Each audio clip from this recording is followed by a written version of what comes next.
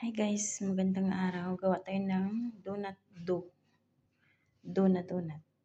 Ito yung butter, 3/4 slice, 3 cups na tahin, flour, then 1 cup na fresh milk, 1 pinjan na sugar, 1 teaspoon oil, camera, yes, 1 tablespoon, 1 teaspoon na salt, and 1 eggs. Okay guys.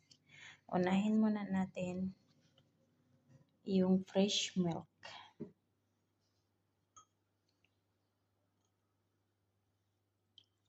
Yung fresh milk eh, huwag nyo nang palamigin or ano. Yung natural lang siya na hindi naman malamig, hindi naman warm.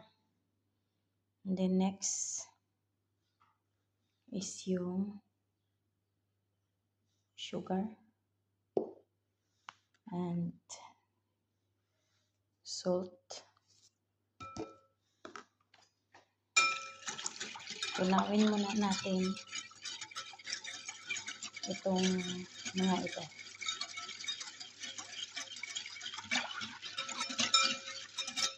Pag natunaw na guys,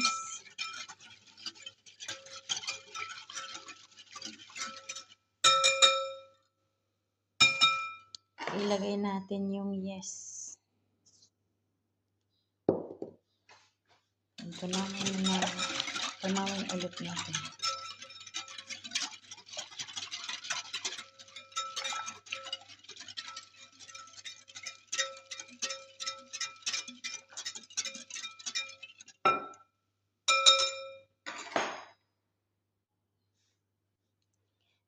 Yan na yung yes guys. Lagay na natin yung eggs.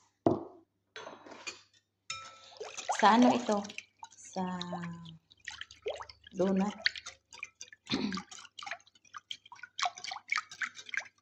Dough siya na donut. Dough.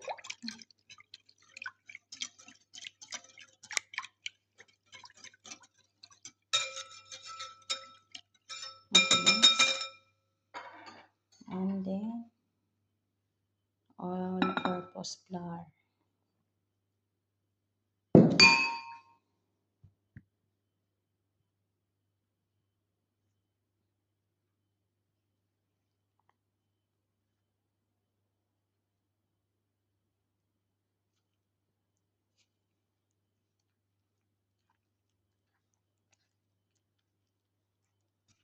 Kailangan talaga natin guys na mix ng maigi. Ito na guys, na-mix na natin ng maigi yung ating dough. Ilagay na natin yung butter.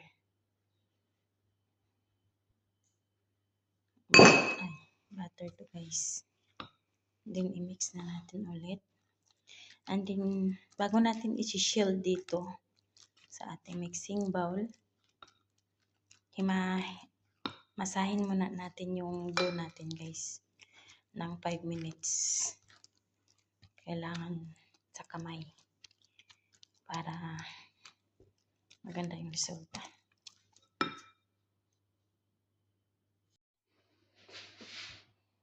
Ito na yung ating dough guys. Ilalapag natin dito bago natin babad mamaya. Masahin muna natin.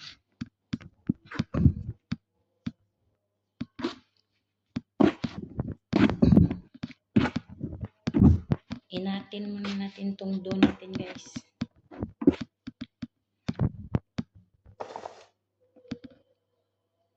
Para hindi siya didikit-dikit.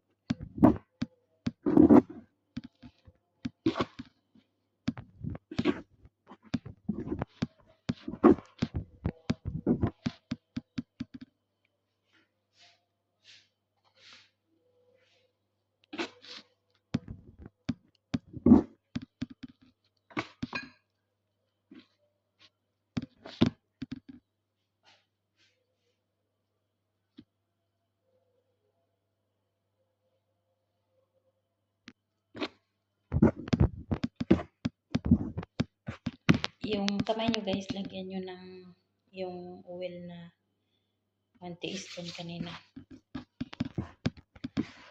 Para hindi magdikit-dikit.